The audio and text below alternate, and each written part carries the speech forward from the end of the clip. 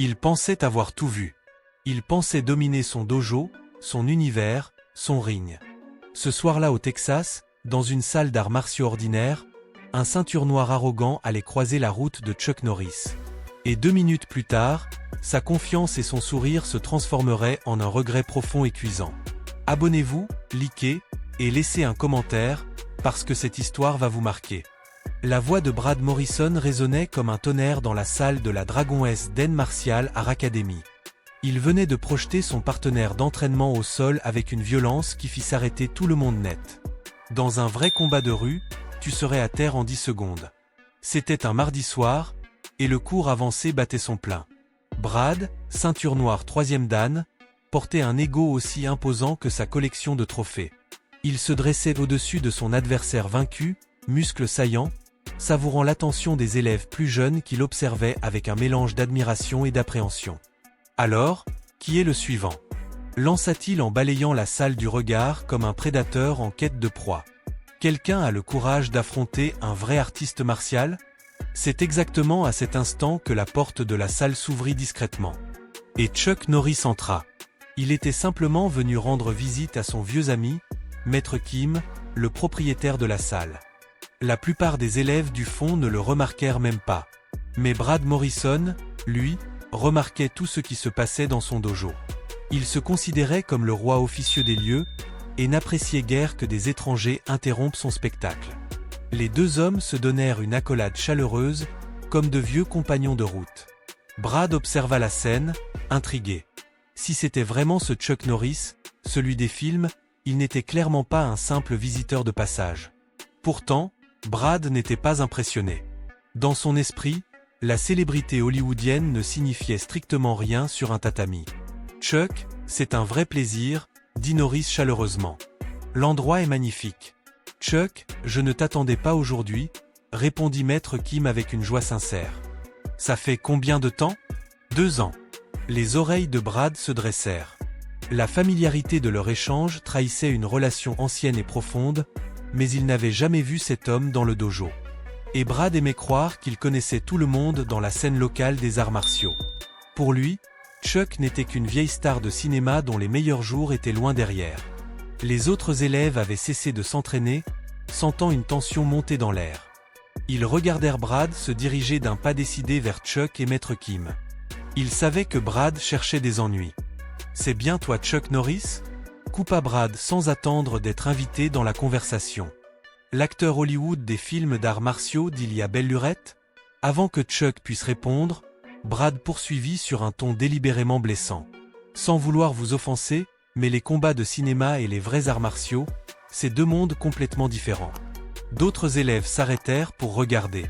Maître Kim perçut immédiatement où tout cela menait et tenta d'intervenir. « Brad, nous devrions peut-être reprendre notre entraînement habituel. » Mais Brad n'en était qu'au début. « Oh, je ne cherche pas à manquer de respect, Maître Kim. Je suis juste curieux de connaître la différence entre les bagarres d'Hollywood et la vraie discipline. Monsieur Norris, vous devez bien admettre vous-même que les combats de films n'ont rien à voir avec les arts martiaux authentiques, non ?» L'expression de Chuck ne bougea pas d'1 millimètre. Mais Maître Kim, qui le connaissait depuis des décennies, perçut un infime changement dans sa posture. Quelque chose d'à peine visible, comme un lion qui vient de percevoir un mouvement dans les hautes herbes. « Le cinéma, c'est du divertissement », dit Chuck calmement. « Mais je suis là simplement pour voir un vieil ami. » Brad esquissa un sourire en croisant les bras. À ses yeux, cette réponse sonnait comme une esquive, une façon pour une star sur le déclin d'éviter d'être exposée devant de vrais artistes martiaux.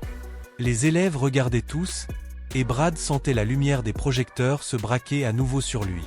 S'il pouvait mettre cette star d'Hollywood à sa place, sa réputation dans le dojo deviendrait intouchable. « Alors c'est une occasion parfaite », répliqua Brad, un sourire s'élargissant sur son visage. « On va montrer à tout le monde la différence entre les vrais arts martiaux et la mise en scène hollywoodienne. » « J'apprécie la proposition, » répondit Chuck poliment, « mais ces techniques de cinéma ne sont pas vraiment conçues pour le sparring. » Brad pointa son doigt vers Chuck en s'assurant que chaque élève remarque bien l'accusation. « Allez, ce serait instructif pour tout le monde, » insista-t-il, sa confiance grandissant à vue d'œil. « Vous nous montrez vos mouvements de film, et moi je démontre ce à quoi ressemble un vrai combat. » Chuck promena son regard sur les jeunes visages qu'il observait avec attente.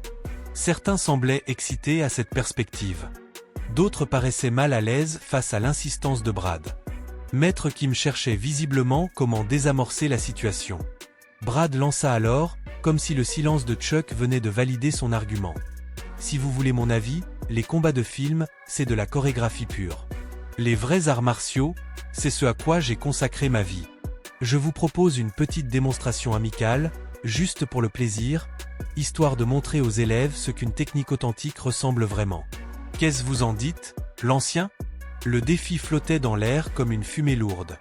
Chuck aurait pu s'en aller. Trouver une excuse, partir avec Maître Kim sans regarder en arrière. Au lieu de cela, il observa les visages impatients des élèves, puis le sourire suffisant de Brad. « Tu sais quoi, Brad ?» dit-il finalement, sa voix toujours amicale mais portant désormais une nuance nouvelle qui fit se pencher tout le monde vers l'avant. « Je pense qu'une démonstration est une excellente idée. Si c'est juste pour le plaisir et l'instruction, pourquoi pas ? Allons-y !» Les yeux de Maître Kim s'écarquillèrent légèrement. Il avait déjà vu cette expression sur le visage de Chuck, des années auparavant, pendant leurs années de compétition. C'était le regard d'un prédateur qui venait de décider de cesser de faire semblant d'être une proie. Vraiment ? Le visage de Brad s'illumina d'excitation. Parfait. Élèves, rassemblez-vous. Vous allez voir comment un vrai ceinture noire se comporte face à un acteur hollywoodien. Tandis que les élèves formaient un cercle autour du tatami, Chuck commença à s'étirer lentement. Ses mouvements étaient fluides et maîtrisés, comme de l'eau qui s'écoule autour des rochers. Mais il y avait autre chose aussi. Une précision qui parlait de milliers d'heures de pratique, d'une mémoire musculaire gravée bien plus profondément que la plupart des gens pouvaient l'imaginer. Juste pour être sûr, dit Chuck en poursuivant son échauffement. Tu m'as demandé de sparer juste pour le fun. C'est ça ? Absolument, répondit Brad avec assurance, déjà en train de sautiller sur ses pieds. T'inquiète, je ferai attention à ne pas te blesser. On va garder ça léger et instructif. C'est alors que quelque chose se transforma dans les yeux de Chuck. Quelque chose de subtil, comme le moment où la surface d'un lac tranquille se met soudainement à frémir, trahissant une puissance en mouvement dans ses profondeurs. Les élèves les plus proches de lui firent instinctivement un petit pas en arrière sans même comprendre pourquoi. « Très bien, » dit Chuck en prenant position sur le tatami. « Juste pour le fun. » Ce qui se passa ensuite fut évoqué dans cette salle pendant des décennies. Brad adopta sa garde avec toute la confiance de quelqu'un qui avait dominé chaque séance de sparring pendant des années. Sa garde était haute, ses appuis parfaitement placés, sa respiration contrôlée. Il avait tout de l'artiste martial accompli qu'il se croyait être. Chuck, en revanche, semblait à peine concentré sur la situation. Il se tenait décontracté, les mains le long du corps, plus semblable à quelqu'un qui attend un bus qu'à un combattant qui s'apprête à affronter un adversaire. Mais Maître Kim pouvait voir ce que les élèves ne percevaient pas. Le poids de Chuck était parfaitement réparti. Son centre de gravité était exactement là où il devait être, et ses yeux traçaient chaque micro-mouvement de Brad avec une précision absolue. « Prêt quand vous l'êtes, Monsieur Norris » annonça Brad, ajoutant un petit rebond à sa garde pour exhiber sa souplesse. « Je suis prêt » répondit Chuck simplement. Brad déclencha ce qu'il considérait comme sa meilleure technique, un coup de pied circulaire foudroyant visant le torse de Chuck. C'était le même coup qui lui avait valu des dizaines de victoires en tournoi et avait blessé d'innombrables partenaires de sparring. Le genre d'attaque que la plupart des gens ne pouvaient même pas voir venir, encore moins contrer. Chuck se décala d'exactement 1 centimètre sur la gauche. Le pied de Brad fendit l'air sans toucher sa cible, le laissant déséquilibré et exposé. Avant qu'il puisse récupérer, Chuck se retrouvait inexplicablement à ses côtés, assez proche pour chuchoter. « Belle technique » dit Chuck doucement, sa voix presque conversationnelle. « Mais tu as baissé ton épaule droite une demi-seconde avant de la lancer. C'est comme envoyer un télégramme pour annoncer ton attaque. » Brad recula en titubant, le visage rouge d'embarras et de confusion. Comment Chuck avait-il bougé si peu et pourtant évité complètement son coup signature? Et comment s'était-il rapproché aussi vite? Coup de chance, marmonna Brad en secouant la tête. Laisse-moi recommencer. Cette fois, il envoya une combinaison, direct du gauche, direct du droit, coup de pied circulaire. Sa séquence de signature, celle qui lui avait valu sa ceinture noire et le respect de ses pairs. 3 frappes lancées en succession rapide avec une forme et un timing parfait. Chuck les évita toutes les 3 sans sembler bouger du tout.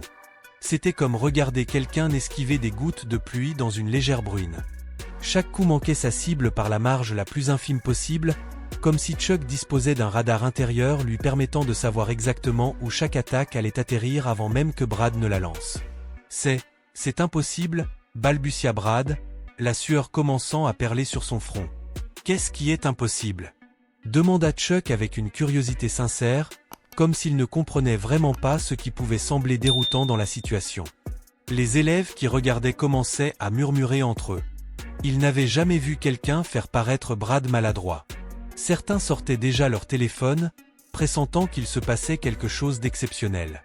Brad changea d'approche. Au lieu des coups de pied élaborés et des combinaisons, il opta pour des attaques simples et directes. Un direct du droit visant le torse de Chuck.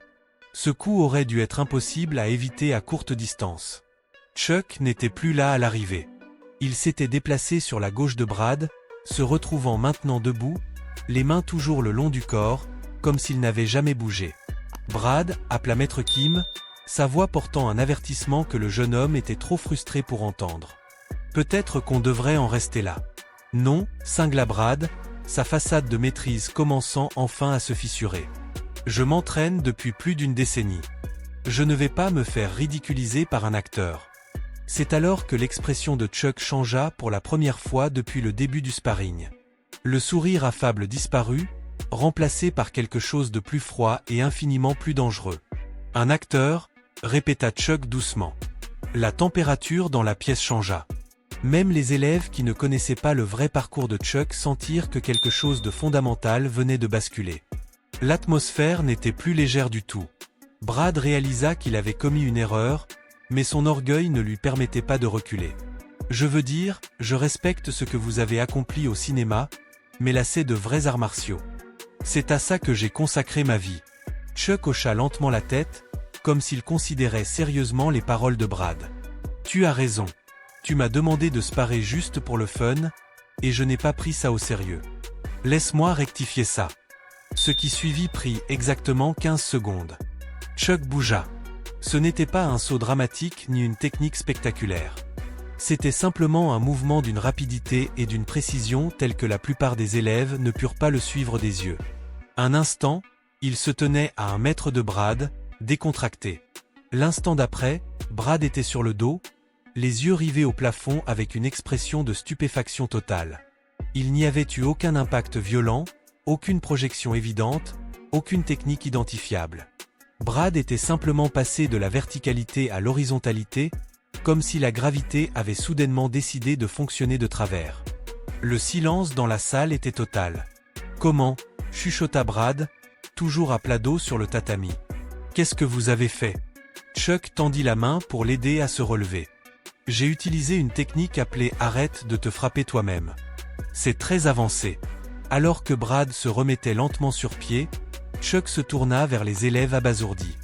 Ce que vous venez de voir est le résultat d'à peu près 40 ans d'entraînement sérieux. Pas un entraînement de cinéma, pas de la chorégraphie hollywoodienne. 40 ans à étudier avec les meilleurs artistes martiaux du monde, à compétitionner au plus haut niveau, et à apprendre que le vrai talent n'a pas besoin d'être spectaculaire pour être efficace. Une élève courageuse leva la main. « Monsieur Norris, vous êtes vraiment un vrai artiste martial ?» Chuck sourit. « J'ai commencé à m'entraîner à 18 ans en Corée du Sud, quand j'étais dans l'armée de l'air. Depuis, j'ai étudié différentes disciplines, décroché quelques ceintures noires, et eu la chance de compétitionner à un haut niveau. Le reste a suivi avec le temps. » Les mâchoires des élèves se décrochèrent. « Mais les films sont venus bien après, » expliqua Chuck patiemment. « Bien après.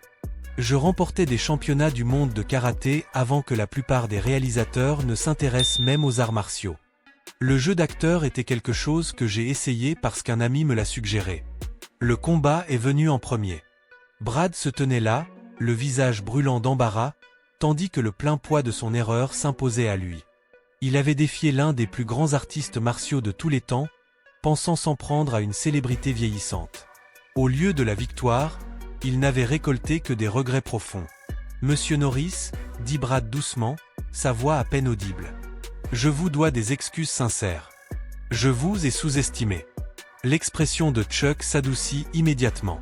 Brad, tu n'as pas besoin de t'excuser, mais tu devrais peut-être te demander pourquoi tu as ressenti le besoin de défier quelqu'un au départ. Les vrais arts martiaux, ce n'est pas prouver qu'on est meilleur que les autres. C'est se surpasser soi-même, pas seulement physiquement, mais aussi mentalement. La leçon l'atteignit bien plus durement que n'importe quelle technique physique aurait pu le faire. Brad comprit que toute son approche des arts martiaux avait été fausse. Il avait tout misé sur l'exhibition et la domination des autres, au lieu de grandir en tant qu'homme. Maître Kim s'avança, son visage exprimant à la fois la fierté pour son vieil ami et la bienveillance pour son élève. Chuck, merci d'avoir géré ça avec une telle dignité. Brad, je pense que tu as appris plus en quelques minutes qu'en plusieurs années d'entraînement. Mais Chuck n'avait pas encore terminé. Il balaya la salle du regard, s'assurant d'avoir l'attention de chaque élève. La vraie force, dit-il, sa voix portant l'autorité de quelqu'un qui avait mérité le droit d'être entendu, ce n'est pas d'écraser les autres. C'est de se maîtriser soi-même. La personne la plus dangereuse dans une pièce n'est pas celle qui cherche le combat. C'est celle qui n'a rien à prouver. Il s'approcha de Brad. Tu es clairement un artiste martial talentueux, Brad, et ta dévotion est évidente. Mais la technique sans la sagesse, c'est juste de la violence organisée. Et la sagesse commence par l'humilité. Brad, comprenant enfin la leçon qu'il venait de recevoir, s'inclina lentement devant Chuck. Non par formalité, mais comme un signe de respect authentique et sincère.